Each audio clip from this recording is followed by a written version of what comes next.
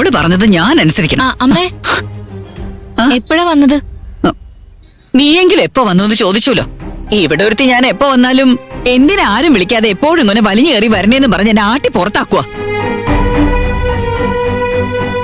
അയ്യോ, എന്താ ഇങ്ങനെയൊക്കെ സംസാരിക്കുന്നെ? വേറെ എന്താ മോളെ ഞാൻ പറയാ? ഞാനൊരു സ്ത്രീയല്ലേ, എപ്പോഴും മുഖം വെറുപ്പിച്ച് നിൽക്കുക. അമ്മയാണെന്നുള്ളൊരു വിചാരം പോലും ഇല്ല. പേരമോളെ കണ്ടൊന്ന് സംസാരിക്കാൻ പോലും ഇവിടെ എന്നെ സമ്മതിക്കുന്നില്ല. എനിക്ക് വലിയ വിഷമമുണ്ട് മോളെ. കൊച്ചിനെ 10 മാസം ചുമന്ന് പ്രസവിച്ചതാണെങ്കിലും എനിക്കും ഉണ്ടാവില്ല ആത്മാഭിമാനമൊക്കെ. ഞാനേ ദേഷ്യപ്പെട്ട് ഇറങ്ങി പോകുന്ന പോലെ അഭിനയിക്ക. ഇനി ഞാൻ വരുമ്പോ അമ്മയെ ചീത്ത പറയാൻ പാടില്ല എന്നെങ്കിലും തോന്നുമല്ലോ. ഇനി ഞാൻ ഈ വീടിന്റെ പടി ചവിട്ടില്ലെന്ന് തീരുമാനിച്ചിറങ്ങിയതാ. ഞാൻ ചത്താ പോലും ആരും എന്നെ കാണാൻ വരണ്ട. ഇതാ എന്റെ ഇങ്ങോട്ടുള്ള അവസാനത്തെ വരവ്. മുത്തശ്ശി വലിയ ദേഷ്യത്തിലാന്നാ തോന്നുന്നേ. ശരി, ഞാൻ ദേഷ്യപ്പെട്ട് പോകുന്ന പോലെ അങ്ങോട്ട് പോട്ടെ. കുറച്ചു കഴിഞ്ഞ് നീ അവളെ കണ്ട് സ്വന്തം അമ്മേനെ എന്തിനെങ്ങനെ വേദനിപ്പിക്കുന്നെന്ന് ചോദിക്കേ. ഞാൻ നാളെ വരാവേ. അമ്മ, ഒരു മിനിറ്റ്. എന്താ മോളെ? നിങ്ങളെപ്പോലെ ഒരു അമ്മ ഇല്ലാത്തതിന്റെ സങ്കടം അറിയുന്നവളാ ഞാൻ. എന്തിനാ മോളെ അങ്ങനെ വിചാരിക്കുന്നേ? നീയും എനിക്ക് മോളെ പോലെയാ. എന്നെ അമ്മയായിട്ട് തന്നെ കരുതിക്കോ. വിജി എന്നെ വേദനിപ്പിച്ചാലും എനിക്ക് പകരം വിജിയെ നോക്കാനായിട്ട് ദൈവം നിന്നെ അയച്ചതാണെന്നാ ഞാൻ എപ്പോഴും വിചാരിക്കുന്നത്. മോക്ക് അമ്മയായിട്ട് ഞാനും സ്വന്തം സഹോദരിയായിട്ട് വിജി ഉണ്ടാവും. ഇനി നിനക്ക് ആരുമില്ലെന്ന് ഒരിക്കലും പറയാൻ പാടില്ല കേട്ടോ. ആ അധികാരത്തില് ഞാനൊരു കാര്യം പറഞ്ഞോട്ടെ അമ്മ? പറ മോളെ. വിജി എന്തോ ഒരു ദേഷ്യം മനസ്സിൽ വെച്ച അമ്മയോട് ഇങ്ങനെ സംസാരിച്ച്. എന്നാലും അവൾക്ക് അമ്മയോട് നല്ല സ്നേഹമുണ്ടെന്ന് എനിക്കറിയാം.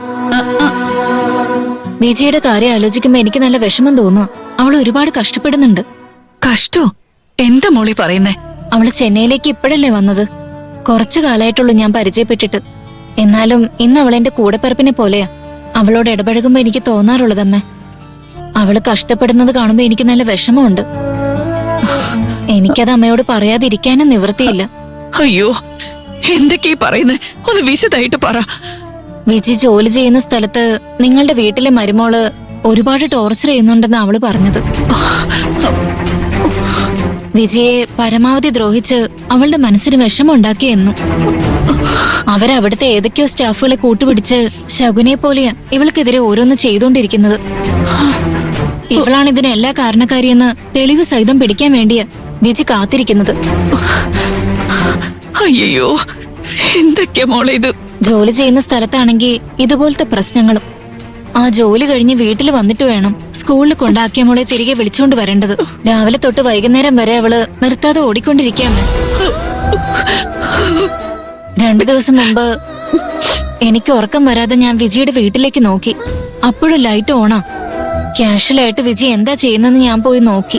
രാവിലെ തൊട്ട് വൈകുന്നേരം വരെ കടയിൽ നിന്ന് ജോലി ചെയ്യുന്നോണ്ട് വിജിയുടെ 2 കാലിനും ഭയങ്കര വേദനയാ. കാലില് ബാം തേക്കുന്നതാ ഞാൻ കണ്ടത്. അപ്പൊ മോള് കിടന്ന് ഉറങ്ങുന്നുണ്ടായിരുന്നു. അവളെ ഉറക്കിക്കൊണ്ട് കാലില് ബാമും തേച്ചുകൊണ്ട് കാണുമ്പോ തന്നെ എനിക്ക് സങ്കടം തോന്നിയമ്മ. വിജി അമ്മയോട് എന്തൊക്കെ ചീത്ത പറഞ്ഞാലും അവൾക്ക് നിലമോൾക്കും അമ്മയല്ലാതെ വേറെ ആരാ ഉള്ളേന്ന് പറയും. വിജി എന്തെങ്കിലും ദേഷ്യത്തിൽ പറഞ്ഞെന്ന് വിചാരിച്ച് അവളോടുള്ള ദേഷ്യം മനസ്സിൽ വെച്ച് അവളെ കാണാൻ ഇങ്ങോട്ട് വരാതിരിക്കരുതമ്മ. എനിക്കങ്ങനെ വരാതിരിക്കാൻ പറ്റുമോളെ? അത്രയും സ്നേഹം കൊടുത്താ ഞാൻ അവളെ വളർത്തിയത്. ഇപ്പോഴും അങ്ങനെ തന്നെയാ. എല്ലാം സഹിക്കാനുള്ള ശക്തി ദൈവം എനിക്ക് തന്നിട്ടുണ്ട്. എനിക്ക് അവളെ കാണാതിരിക്കാൻ പറ്റുമോ? അവൾ എന്ത് പറഞ്ഞാലും ഞാൻ കാര്യാക്കാറില്ല. അവൾ എന്തൊക്കെ ചീത്ത പറഞ്ഞാലും ആട്ടി ഓടിച്ചാലും ഒരമ്മയ്ക്ക് മോളോടുള്ള സ്നേഹം ഒട്ടും കുറയില്ല പ്രിയ. ഉടനെ അവളുടെ ജീവിതത്തിൽ ഒരു മാറ്റം ഉണ്ടാവും. നല്ല രീതിയിൽ ജീവിക്കുന്ന അവളുടെ ജാതകത്തിലുള്ളത്. അവളുടെ എടുത്തുചാട്ടം കൊണ്ടാണ് ഇങ്ങനെയൊക്കെ സംഭവിച്ചത്. അവളെ ഒരു നല്ല ജീവിതത്തിലേക്ക് തിരിച്ചു കൊണ്ടുവരേണ്ടത് അമ്മയായിട്ടുള്ള എന്റെ കടമയാണ്. എന്റെ മോള് നല്ല രീതിയിൽ ജീവിക്കുന്നത് കണ്ടിട്ടേ എന്റെ കണ്ണടയൂ. അതുവരെ ദൈവത്തോട് എനിക്കൊന്നും വരുത്തല്ലെന്നാ ഞാൻ പ്രാർത്ഥിക്കുന്നത്. അമ്മ, എന്തിനാ ഇങ്ങനൊക്കെ പറയുന്നേ? നിങ്ങളുടെ നല്ല മനസ്സിന് ദൈവം നിങ്ങൾക്ക് ദീർഘായുസ് തരൂ അമ്മേ. എന്റെ മോള് നല്ല രീതിയിൽ ജീവിക്കുന്നത് കാണുന്നത് തന്നെ 100 വർഷം ജീവിക്കുന്നതിന് തുല്യം.